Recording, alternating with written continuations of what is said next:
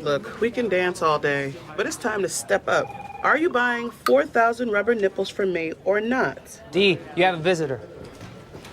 We back? We're back. All right! We're back. Goten and Trunks and Kyle and Raysean and GB.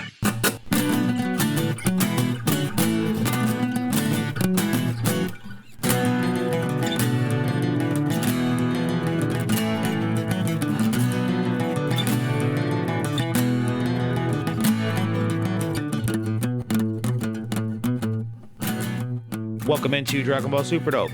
My name is Kyle. Thank you for checking this out. I am joined today for the return of the Super Manga with my friends Raysean. How are you, Ray? What's up?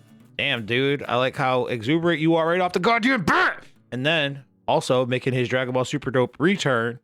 We haven't talked to him in a few months, dude. GB, how you been, man? For thousands of years, I laid slumber, but now I finally awake to talk about this chapter because it's really amazing. Have you been sleeping since August? I'm pretty sure the last time we had you on was August, man. That's a long nap. I've been sleeping the whole time. It's called hibernation. Like a Lord Beerus nap, dude. That's pretty cool. So we are going to talk about Dragon Ball Super Chapter 88 today. Superheroes are born. Woo! First manga chapter in 3 months. But there was one other thing that happened, and by happened, I mean didn't happen. This past weekend, Jump Festa. No anime reveal. The long and the short is they didn't tell us anything about anything. At all. Nothing. So, par for the course for Jump Festa. That's what, 4 years in a row now, I believe. 2018, 2019, 2020, 2021. 5 years. 5 Jump Festas in a row now. So, Jeez. Yep. So if you had questions about that and were wondering, there is your Jump Festa update. We basically got nothing. A little bit of a tease about this chapter, really, and what the upcoming arc looks like. A little bit. But really nothing that we didn't already know.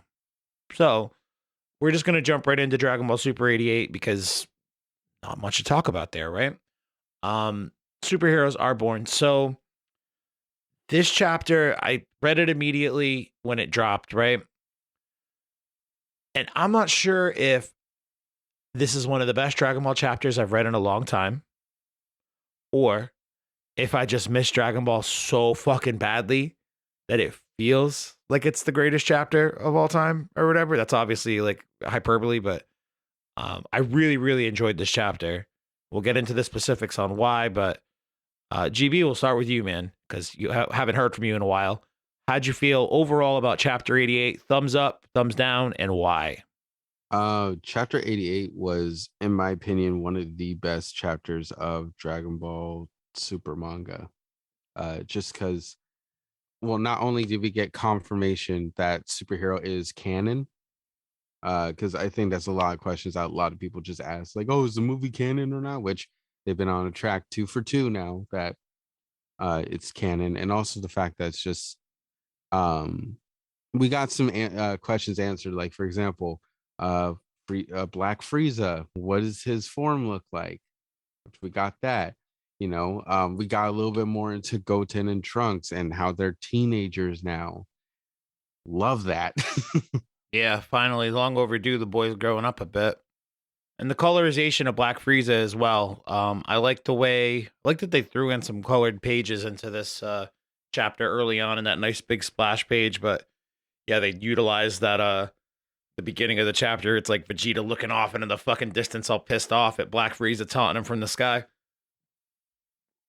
A lot of good, solid stuff in this chapter. We're gonna jump into more specifics. But Ray, what'd you think? Thumbs up, thumbs down? I think this was a good chapter. I felt like it was very entertaining, especially getting to see different people as the main characters and basically get to see Goku and Vegeta training up to beat Frieza. But I thought it was all a little interesting that they keep looking at Black Frieza when White Frieza is the one that beat Gas, and they couldn't do that. So they need to figure out how to get to the power of White Frieza first, then Black Frieza. That's just my opinion.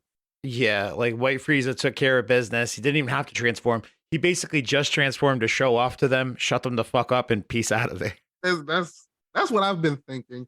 I think I think when you say this is the chapter you liked it so much, I feel like because it's like different characters, you get to see two different characters as the main, and you basically kind of get to see the story differently. My favorite part about this though is Trunks and Mine. I just feel like the whole Yeah. little thing was hilarious. Yeah, the Trunks and my thing has been one of those off talk about topics in Dragon Ball Super where it's like, this is creepy, this is weird. Like, if you do the math out, this woman's probably like in her 50s, and Trunks is like, and she's in the body of a young girl again, but Trunks is 40 years younger than her, probably something to that effect. What they said, she was 16 now or something. She's probably around she's probably maybe a couple years older than Trunks and Goten is, but like physically speaking, mentally speaking, she's been on the planet for like 6 fucking decades, helping Pilaf and Shu do their thing. Yeah, this chapter was a lot of fun. I think you just hit the nail on the head, right? You see different characters are doing something different.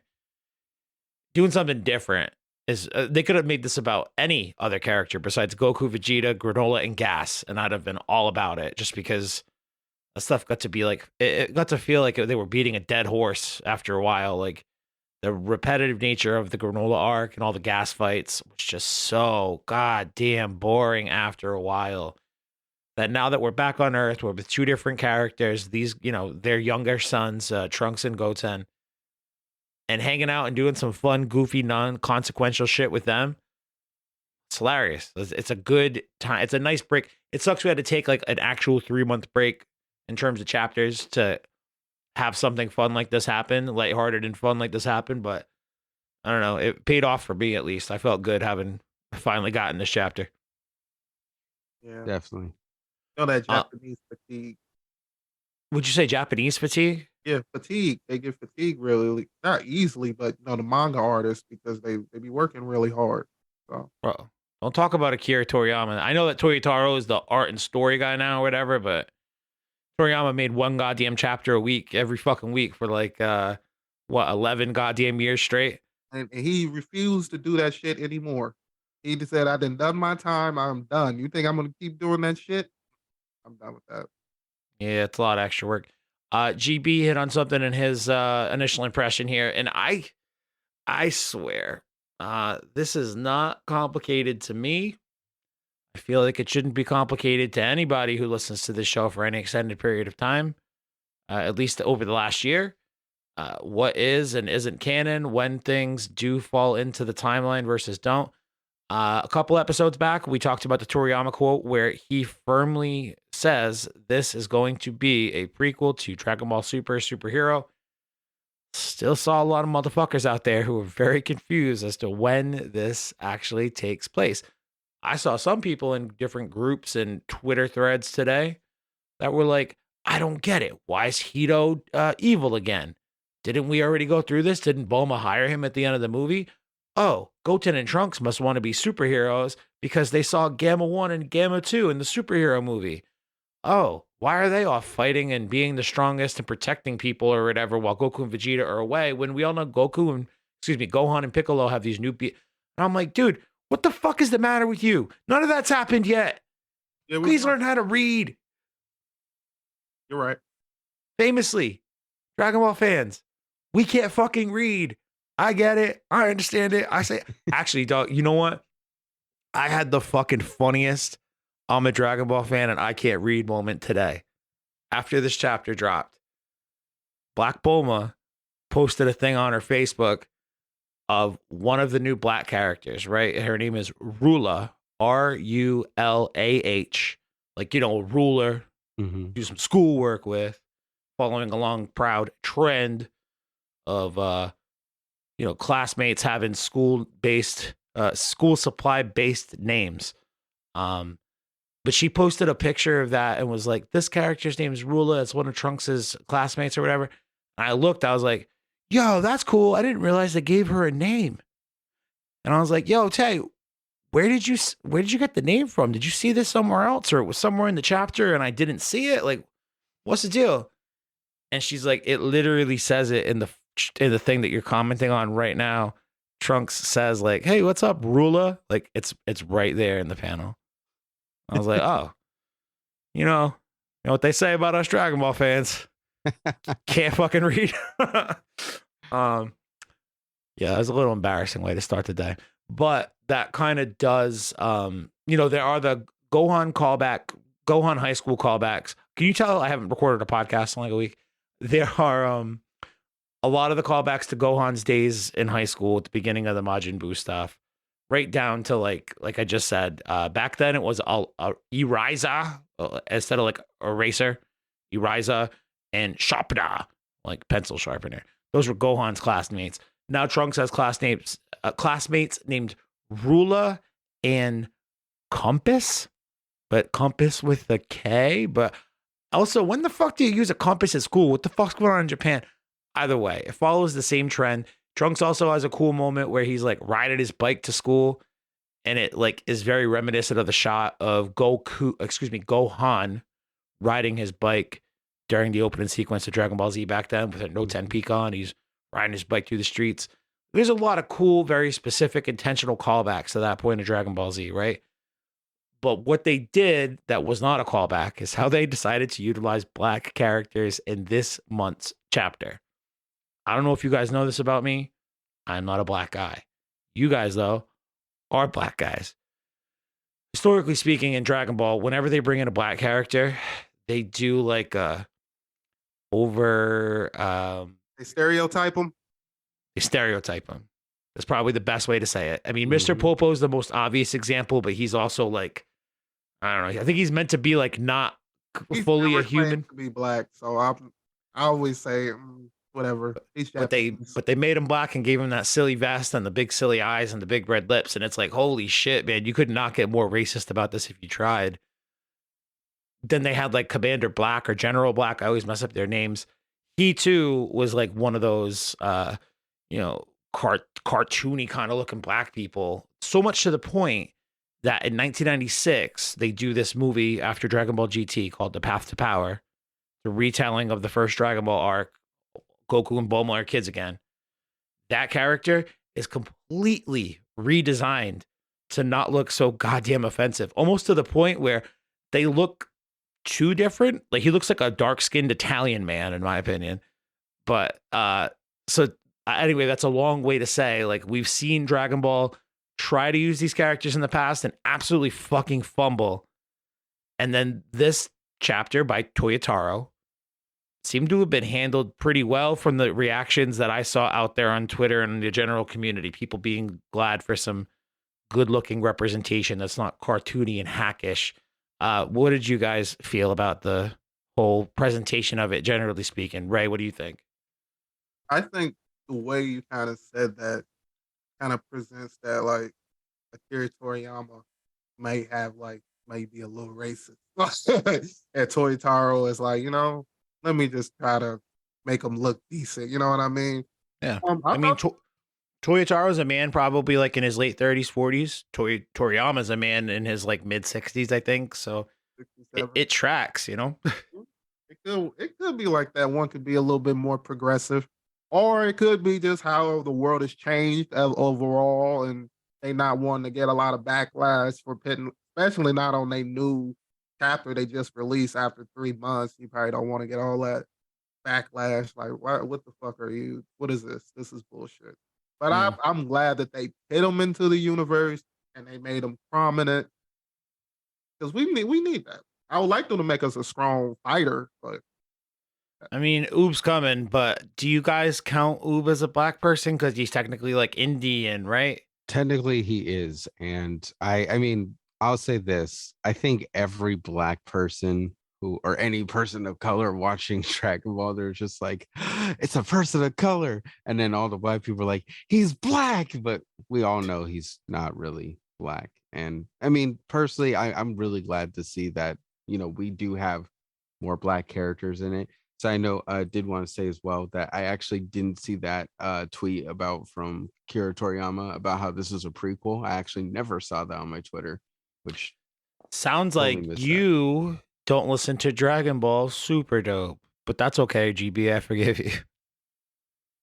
I don't, but guess what? That's a perfect segue to tell you where you can listen to it. Dragon Ball Super Dope is available wherever you listen to podcasts, Apple Podcasts, Stitcher, Spotify, YouTube, all the places where the podcasts live. Is that what you just did? Did you set me up for that alley-oop on purpose? Yeah? Yeah, damn right I did. Beauty. So cool. I'm glad that you guys are, on the same sort of page with the much better looking representation of Black people in Dragon Ball. It's about goddamn time. Unfortunately, they had those first few botched attempts with several characters. Even like early Dragon Ball, not even Toriyama stuff. There's like Toei filler in there where it's like, wow, this is an offensive looking stereotype of a Black person. So it's cool that Toyotaro is like, Toyotaro is gets a lot of praise for me, but also like a lot of nitpicking shit. Like I pick on the dude a lot sometimes, and I can't stand his guts sometimes. But this one, dude, this whole chapter in general, but this specific topic, well handled, well done. Generally speaking, this chapter is very self-contained, right? I read it this morning, and then I kind of just read it again, like picked through it quickly a few minutes before we connected, right?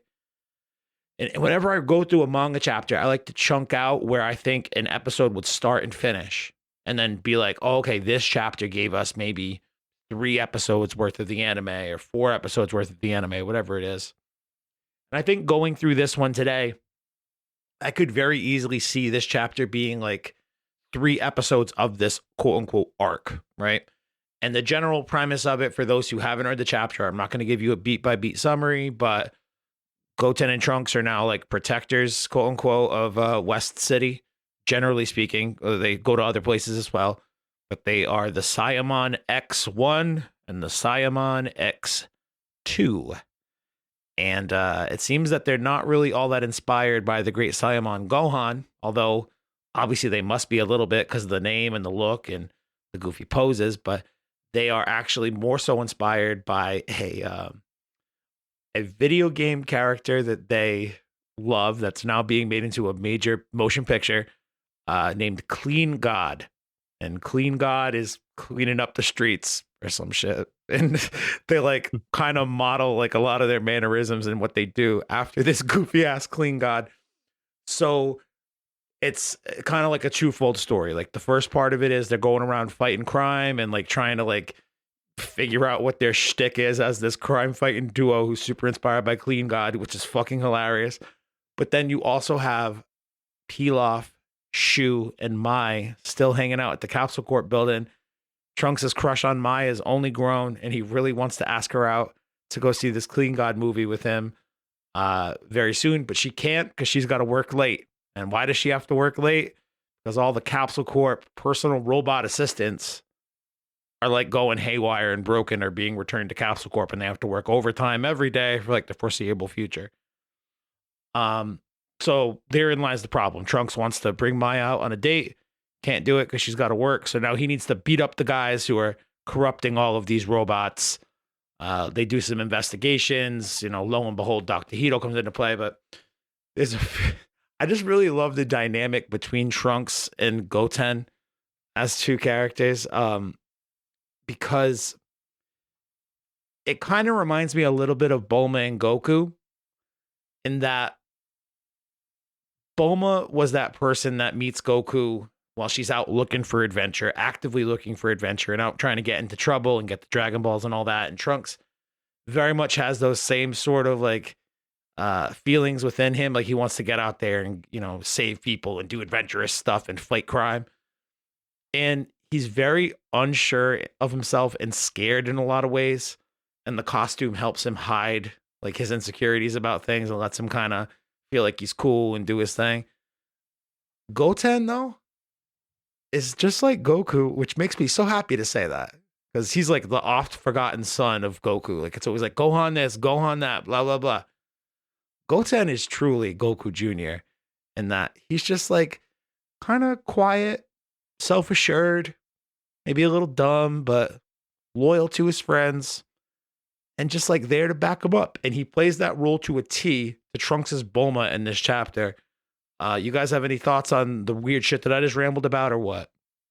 I'll say that I really like the whole. I like Goten more in this chapter than Trunks. Just how you basically said he kind of feels more like Goku, and plus he kind of played more of a secondary character in here. But I like one moment when he pointed out something that was really funny, as when Trunks was like he was I guess afraid of ghosts or something. And he Yeah. was like, dude, both our dads have come back as ghosts. Like, like, Yeah. that is so, So fucking true. he's afraid of ghosts and he's afraid of the dark. And he's like, I'm not afraid of ghosts because I'm the son of a scientist. I'm a man of science. I know that ghosts aren't real. And in my brain, I'm like, motherfucker, your dad was a ghost. And then you go to the next panel and Goten's like, that's pretty weird, man, because I'm pretty sure both of our dads have been ghosts or whatever they were. Like, oh man. So many good comedic beats. Right. There's another one where it's the first scene, right? I can't wait to see these episodes animated. Reading it this morning, there were several moments where I laughed so fucking hard. I'd put my phone down and just laugh it out and regroup and pick up the phone again, figure out back where I am. One of them was that moment, the ghost moment. Another one, opening scene, they're like catching these robbers trying to rob a bank. They flip their fucking car over so they can't get away. They pull guns on him. Trunks grabs the front of the gun, just like old school Gohan does, bends it up, and it's sick, right? And I'm like, hell yeah, man. That's a sick Gohan nod right there. And then he busts out a plastic bag. He puts the broken gun into the plastic bag, ties it up all nice, and hands it back to the criminal and says, now properly dispose of this. Bro, I fucking lost it, man. I fucking lost it. It was so funny. This is such a welcomed break from all the monotony that Dragon Ball has been for like the last year and a half, 2 years. Like, I loved it. GB, what do you think, man, of this whole Trunks and Goten dynamic now that they're a little bit older doing this goofy shit? What do you think? Oh, I love it. It was absolutely, like you said, it's really what we needed. Like, we definitely, I felt like we were getting sort of this tension where it's just like it's the Goku and Vegeta show for way too long. Because again, we had Moro and then we had this, the whole granola arc and granola and the heaters. And to have this like now switch up to just Gohan, sorry, not Gohan, Goten and Trunks, it's really like a breath of fresh air where it's like, okay, we can see these guys and that they're grown up a bit and that, you know, what their life is like. And of course, being before superhero, which is really good because we get to understand things of how it came up to be to superhero. I mean, we kind of already understood from the movie, but now to get it like from the actual manga and be like, okay, this is where all this is going to this big moment here. Yes. And actually, seeing as we're there anyway with the Hedo stuff, Hedo is in this chapter, quote unquote, at the end for like a couple of pages, right? Basically, the boys figure out that the people who are destroying these robots are these big monster looking dudes. Like the first one they bump into is like a Frankenstein looking motherfucker, but he's got this remote to essentially corrupt the robots as he walks by them. They go and chase them down. They beat all of them up. There's some hijinks with the watches and the blah, blah, blah. Dr. Hedo is ultimately revealed to be the guy who has made all of these creatures or whatever. I don't know if you guys remember this, but in Dragon Ball Superhero, there is a scene where they're kind of, I think it's between Magenta and Carmine. They're going back and forth on who Hedo is and what he's doing, and they're making the plan to go break him out of jail. And they're going through his file. And there's this moment where they're talking about past experiments that he's done that didn't quite work out. Was it the gas station scene? Yes. Yes. It's the 3 zombie looking motherfuckers in the gas station working as cashiers. Those are basically the same monsters that we see in this chapter today. So I say this because in the movie, we see them working as gas station attendants, cashiers, whatever you want to call them. At the end of this chapter today, it's revealed that their big plan to like keep shit going for them as an organization is to use these giant monster motherfuckers to run the assembly line at a sushi factory And apparently the regional sushi factory business is good for them and it's helping them fund their research. And now that it's been revealed as being made by a bunch of monsters or whatever, it's going to corrupt them. So the comic book, they're making sushi. The movie, it's alluded to that they just worked at a gas station or whatever. I wonder if this is the first, and I don't know this is just speculation, but I wonder if this is the first divergence of like the two stories coming into like the manga continuity. Like the general story beats of Dragon Ball Superhero, I believe, will be the general story beats. Like details will change in between, but I believe if they don't happen in the comic book, it'll at least be inferred that they happened in the comic book. Whatever changes for these characters between now and when they decide this prequel arc is over, it might change some details in that movie, but generally speaking, the plot and all the major happenings of that film are going to be the same. I just think it's an interesting idea that they came and reused these characters that Hedo had to try to, give us a little bit of backstory leading into. I assume that this is a good bit of time before he goes to jail. So he's not going to jail yet. At the end of this one, they steal a secret CD case with Dr. Giro labeled on it. The boys don't really know who Dr. Giro is. They don't recognize his name. They take it with them. So Hedo's not going to jail yet, but you have to assume by the end of this arc, he'll be headed to jail. Yeah, I just think it's an interesting way to try to tie it all together. And I wonder if that's like the first example of divergent details from what happens in the movie. You know what I mean? Mm-hmm. Two things quick, right? One of them, one's quicker than the other, but I might also be throwing my Dragon Ball Z G card down on the table by openly admitting this. Pilaf as like some kind of crazy scientific genius.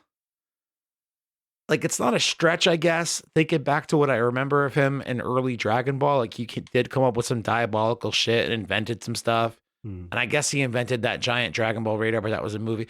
Anyway, my point is, seeing him as like some kind of lead tech guy fixing everything at Capsule Corp today and being like, yes, Master Trunks, I have to help your mother do blah, blah, blah with the robot fuckery. I'm like, who the fuck is this little blue weirdo? This isn't Pilaf, man. This is weird.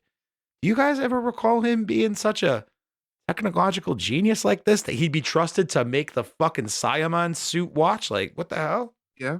I feel like during Dragon Ball, he was shown to be smart and like invent stuff. Like most of the stuff didn't he invent? Like especially all the traps that would come pick up Mai and the dog and like throw him around and shit.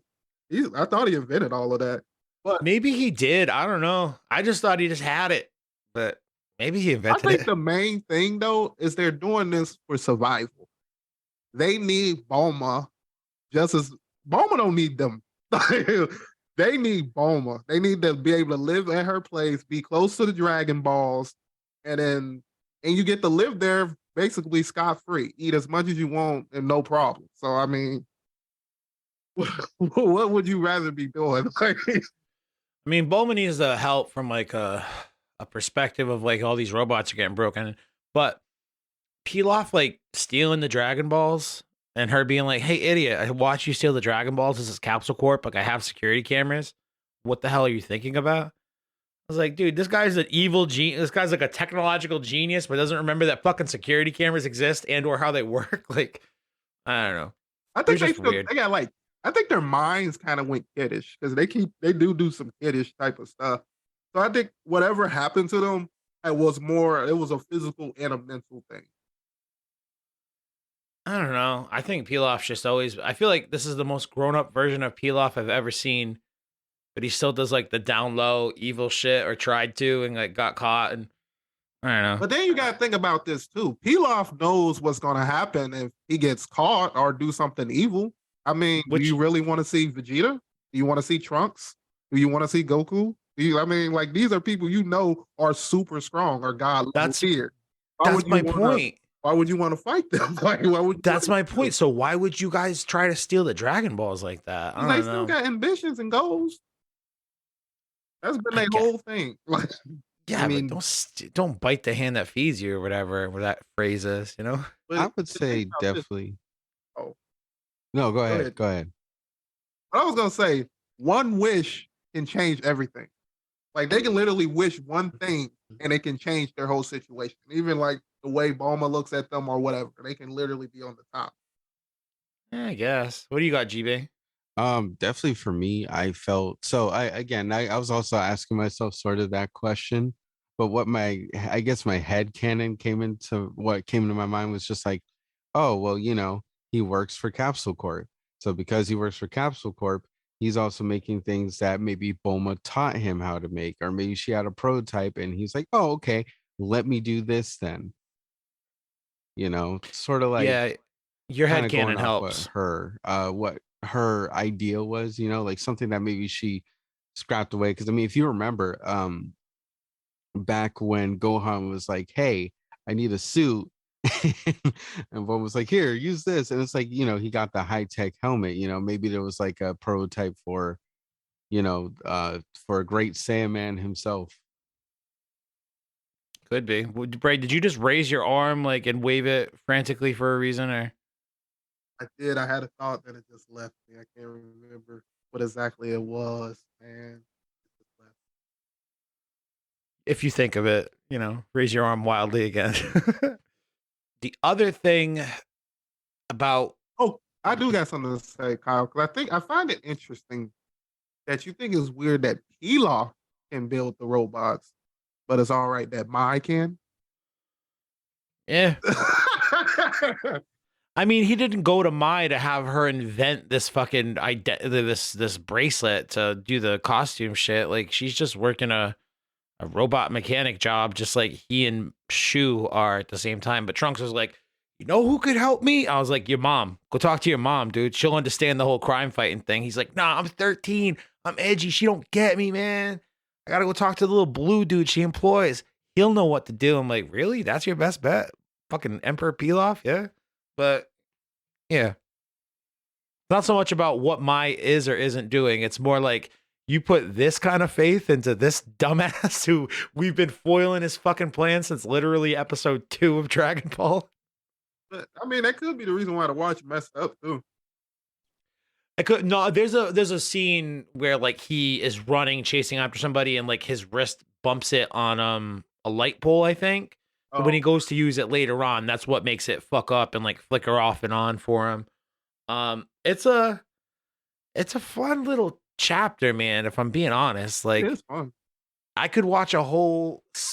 Yeah, I'll say it. After this chapter today, I feel like I could watch a whole spin-off series about just Goten and Trunks being in school, doing their thing, and I'd be into that. Imagine if that's what the fucking web spin-off, quote unquote, anime that should be announced at some point in the future comes out to be. It's like this. I'd be into that shit all day, but it won't be that.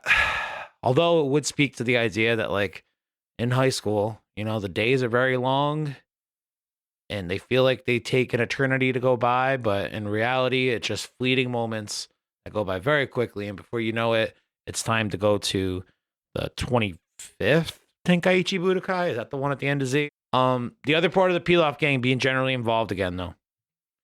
Mai, right? We talked about it. It's very weird that she is basically a little bit older than Trunks' mom, I believe, technically. Now in the body of like a 16-year-old woman. It's very weird that they keep trying to make this relationship happen. And by they, I mean the authors. But in this chapter, beautifully handled because although in Battle of Gods, right, she's like, oh, Trunks is cute. And she has like a crush on future Trunks during the Zamasu arc and stuff like that. In this one, she's just completely unaffected by Trunks. She barely seems to notice he's there. And he's like bumbling over his words, getting all nervous to talk to her and shit, ask her out on a date. And she's just like, yeah, that's not really my thing. So I gotta work. Bye. I think this Trunks Mai relationship only continues to work. Especially now that we saw them in the future alternate timeline where they're like in love and the resistance fighters and like have each other's back and shit. The only way it works in this current timeline is if Mai is completely 100% disinterested with Trunks, has no interest at all, and it's just Trunks like constantly pursuing her and getting shut the fuck down. That's the way that I justify the Trunks and my relationship going forward in this continuity. I don't know if you guys have any thoughts about it, but that's my new headcanon. My thing about Mai is I think Mai actually knows that she's like in a different body. Like I think she knows how old she is, and I think she probably doesn't want to really tell Trunks all that information and shit. So she's kind of like turning it down. Like, no, it's okay. And especially that's a really tricky situation to get into because I mean it's grateful if like you can get in there because that's almost the richest family in Dragon Ball. Like, I would be hands down trying to get into that if I was mine, but it also is one of the most dangerous families in the whole of Dragon Ball. So Truth. you gotta pick your battles. Very, very true. GB, you got any thoughts on the weird Trunks My love? Yeah, I don't think it's gonna happen. I just think that Maya's gonna be like, yeah, I'm old, and then Trunks is gonna be like, whoa, and then he's gonna have mommy issues. I think he already does have mommy issues. He just doesn't realize it because the mommy he's got issues about is in a 16-year-old girl's body. But I don't even hope they get that deep with it. I just hope that it's like, want to go on a date? And she's just like, nah, get out of my face, dweeb. I have work to do. And like, that's the whole dynamic. I hope it's just like that. No explanation necessary. See, the thing is, she couldn't be that rude because she still has to work there, and you couldn't get to the point where like Trunks doesn't want to fuck with you because then you can't work there no more. Yeah, I mean, there's like, they say something like, even if you are the Trunks, even if you are like the heir to Capsule Corp, like you can't just have her take the day off because you say so. They said that at the school. That's what the teacher said that to him when he tried to come. Oh, was it? That was the teacher. I could have sworn Pilaf said something to that effect about like, so just come with me to the movies on Saturday. And he's like, boy, you can't be fucking just asking the people who work in the assembly line to just go out on dates with you. We're busy. Fuck you. We don't care that you own this place. I'm not. I don't know. I could be wrong. Because I remember he did say something, but I don't know if it was that. I know what you said earlier was specifically what the teacher said. Yeah, that makes sense because he sneaks into the window, right? I think that teacher is even a callback to old Gohan days, right? Isn't that the same teacher that Gohan had pretty much, like older though? I don't know. The classrooms was different. Maybe Gohan in high school or was it college? It's a different high school altogether. This Gohan goes to Orange Star High School in West City. They go to Blue Hal. It's spelled HAL instead of, I thought it would be called Blue Hall, but Blue Hal. It seems like it's a private school as where Gohan, although I guess Gohan would have gone to private school as well, right? Don't they make a big deal about it being like his first time going to school? Who cares? Who gives a shit? Why do I know as much about this as I know? I don't know, because I'm a loser, baby. What do you guys hope for with the rest of this arc? Like, honestly, I feel like they could just have this be the arc, this chapter today, and they could be like, anyway, back on Beerus' planet, and we get back to the story. They could do that, and I'd be like, that was a fun break. On the flip side, though, I could see them going with this Trunks and Goten thing for like the next 3 to 6 chapters very, very easily. What do you guys think they'll do? Like, how long does this go? And do you have any specific hopes for it? I don't care who wants to start. I think that they're probably gonna redo the whole superhero movie in this arc, but mainly focus on Goten and Trunks. I do think they're probably gonna be the 2 main characters of this arc. We might get a few scenes of Goku and Vegeta training, but I don't really see that really being that interesting because right now their whole main goal is getting stronger than Frieza, which it took Frieza 10 years inside of a time chamber or whatever they call those things. I can't even think right now. But we don't even know how long it's going to take for them to basically do that. Then after that, find Frieza to either fight him or whatever. Because I don't know necessarily. Do y'all need to fight? I guess I do. Technically, I do. So this is for that. So I think Goten and Trunks are going to be the name for a while. I'd be hard pressed to see them redo all of superhero in the comic books. I feel like they'll do as much pre-story leading up to it as they can, and then they'll get there and be like, then we all know what happens next. And it's like a big splash page of giant Piccolo fighting giant Cell Max with the Gammas flying by and Goten charging up his Magungo Sampo to fucking pop. Like, that'll be the splash page, basically, just to say, like, and then the events here happen. You saw the movie, you know what happened. Moving on, just like they did with the Broly movie. I think it'll be that. But GB, what do you think, man? How long do you think this is going to go for? And what are you hoping to see throughout the rest of this arc of the boys? Personally, I hope this goes on for a while, and in the sense of I hope we get cutaways not only to like, I mean, I wouldn't mind like one or two cutaways from Goku and Vegeta. But definitely what I would really want to see is a cutaway to also Piccolo and Pan. I want to see Yes. more of that. And of course I know timeline wise it'd probably be weird. So I would hope that like, we get to a point where it's like after the superhero movie, and then we get to see more Piccolo and Pan training. So there's a moment, there's actually, I think it's like the longest scene that these characters have had. It's Bulma's parents, right? Dr. Briefs and her mother, Panchi, I believe. And they have that cool little T-Rex on a leash and all that shit. But they allude to it's Pan's birthday coming up soon. What are we going to get her? And they say, oh, she's upset that she can't fly like Piccolo and the others, is what they say. So what I have to go with is Piccolo and Pan are already training. So I think it would make all the sense in the world to do cuts over to them throughout the Goten and Trunks main focused stuff. And even like do a cut over to Gohan just to kind of like reinforce like, yes, Gohan's here and he's doing his thing and he's not being a very attentive father because he's very busy with his scholarly work or whatever.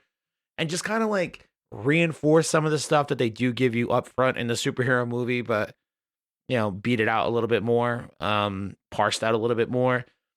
I gotta say, like, while I am a fan of what this chapter was, and I am a fan generally of the idea that we're approaching the end of Dragon Ball Z finally, they're so good at staying in this fucking 10-year period between end of Boo and end of Z.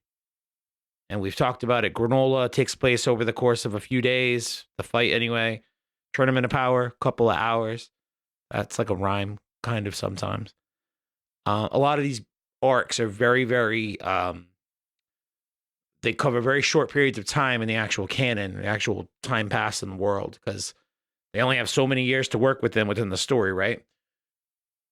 So while I'm a fan of this little section and what they're going to do, I think it's kind of fucking funny, a little backhanded, but they're like, oh yeah, you saw that movie? Well, this takes place all before that movie and leads into it. And it's just another way for them to continue to draw out time till they get to the end of Z, not give us anything of super consequence because we know what's going to happen immediately after. It kind of silently undercuts some of the stuff that we're going to see and have seen in this chapter, but it's still fun. You know what I mean? It's still fun. I'm having a good time. I'm not yelling about it and being angry and complaining and wanting to fight YouTubers who only do things in Dragon Ball fashion for very selfish purposes. Right, Ray? Right. Thank you for backing me up on that. That was very cool of you. Agreed. My voice is junked, man. I've had a very bad allergy day, so thank you for listening to my scratchy voice get through this podcast. I've pretty much mentioned all the shit I wanted to mention about this chapter. We talked about 88. I don't think this is likely the last episode of the year. I think I said that maybe earlier. I'm not sure, but it's probably the last Super Dope of the year. Unless we got some kind of emergency news come out and I'm like, oh, fuck, emergency. I'll be real, 2022, not my favorite year. But 2023, hopeful for some good stuff coming up. Guess we'll see. What's going on with you guys, though? GB, I haven't talked to you in months, bro. What's going on in your fucking side of the world, man? What's going on in your podcast world, your content world? How you doing? Podcast. Woo. We haven't recorded anything in a while, or at least I haven't been a part of it. I know that they did one without me. But that was just because I had time I had terrible time management issues. Busy man. How's the old boy Paul? How's he doing? He's doing good. Everyone on that side, they seem to be doing well. Dan's just Dan. Kent is I think he's just recently graduated school for game design. So props to the Sick. boy Kent. And Paul and Katie are living their lives, and I'm just here suffering in school. And yeah. Hey man, at least you're in school. I'm just suffering in life, you know. But NPC Pod, make sure you guys check out GB's other podcasts with his other cool friends who don't talk about Dragon Ball nearly as much as we are, so consequently not quite as cool as we are, but you know, people do what they can. Ray, my good friend, Raysean Gatson of the Raysean Gatson Anime Podcast. What's up with your world, dude? Yeah, it's been a minute, guys. I know we haven't put out a new episode since the beginning of November, but I just recently recorded an episode. It's a low-key a special episode. I got to interview someone who's been very a part of bringing anime from different countries and bringing them to the States and actually making them for the States. So What? Is it a voiceover or somebody who works in production stuff or what? it's not a voice actor. She's someone that actually worked like producing and actually getting the animes from a different part and bringing them here to make. Can you say who it is or no? It's okay if you Oh, can't. I can. Her name is Merlene Sharp. I talked to you about her before. Have you? She I'm sorry that I don't remember she's you really saying it. big with bringing Sonic. Her and her. Oh, that's right. And I looked at the IMDb page with you. All right, that's right. I forgot that we talked about that. That was a while ago we talked about that, I feel, but cool. Yeah, I got to talk to her, and she's been a part of a lot of stuff. She was even almost part of them trying to make Dragon Ball a live action earlier before it was. So they were actually talking about doing that earlier, which I was like, oh, I know someone that's gonna love this. Yeah, I've heard that I mean, Evolution was what, like 2008, 2009. I remember hearing when I was younger that certain film companies had bought the rights to make one and hearing that they were gonna do it. And me and my dad would just be like, what the hell? No, it's a cartoon. What are you doing? No. Bro, my voice is fucked up. I can't wait. I'm pretty sure this is the last podcast I have to record for any show. And we're sitting here today on December 20th. So I think that means I don't have to record anything for like a week and a half, 2 weeks. That's sick, dude. Very necessary. I feel like garbage. I feel tired. I feel run down. Meanwhile, you motherfuckers are over here yelling at me about not making podcasts regularly enough. I say you motherfuckers. I don't really mean GB. I mean Raysean. And you haven't put out an episode since November? I'm like shocked to hear that you've gone that long. Yeah, it's been a lot of stuff. It was the dental school. You know, I just got out of dental stuff. Hell yeah. Started working that. Then I had to try to figure out what my schedule was. It's like today's I work a 12-hour day on Tuesdays. So like I had just to get here, like I literally be like I work from 8 to 8, which is this shit is a long day. But on Friday I only work like 3 hours. So it kind of averages out since I guess I do this on a Tuesday, so it's not an important day, but it's still like after Monday, you got to do your 12. It'd be kind of hard sometimes. So I just had to basically get my schedule together. Then I was doing the advice pod. Then I still do like a lot of collaborations.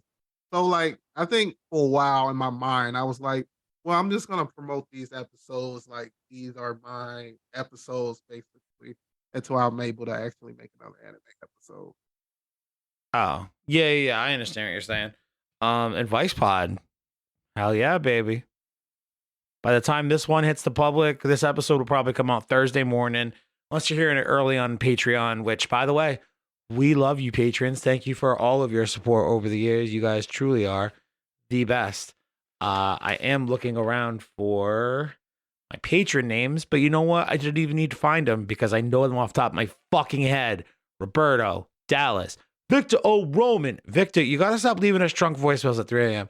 Tyson Trujillo, Marcus Woods, David Shears, Reese Andriotis, and Lil Baby Jiren Dan Rivera, my best friend in the whole world. He's a real one. LBJ, Little Baby Jiren. I don't know why I can't stop singing stupid songs like this right now. Christ. Thank you for all the support from the Patreon people. We love you. But yeah, Advice Pod taking a bit of a break until March, which is good because I have so much to keep up with that show. But before this turns into a bitch fest, guess we'll finish up Super Dope for 2022. Next year, we back with a vengeance, baby. And by back with a vengeance, I mean we'll pretty much keep a very intermittent release schedule while we await the return of some sort of week-to-week anime, whether that be a super anime or a web spinoff anime. We'll still continue to do the manga chapter reviews each month. I'll still do some spoiler stuff here and there, but yeah, man, podcast schedule is looking real weird for a few different reasons starting next month for me, and I'll do what I can to keep it as regular as I can, but thank you to the people supporting. Raysean, GB, thank you to you boys. I appreciate you all. I've been making podcasts with you guys for like a combined 6 years now, even though the show's been on for 5 years. So that's pretty cool. Yeah. Would you say that's interesting?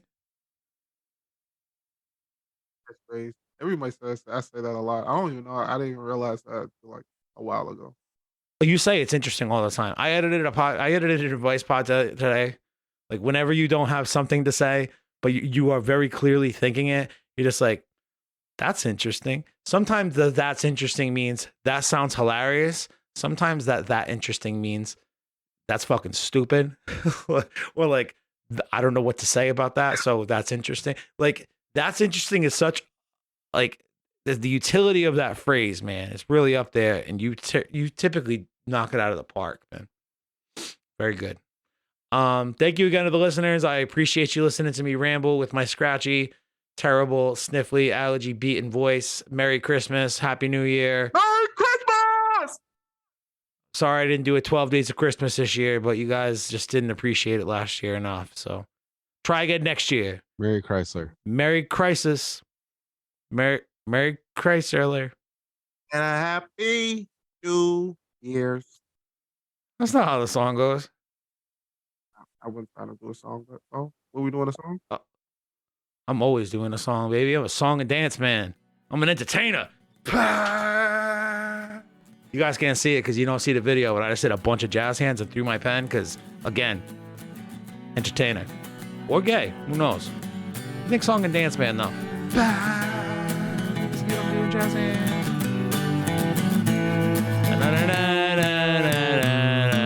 Super dope and song and dancing mans. Oh, definitely bad. So bad. So bad. So bad.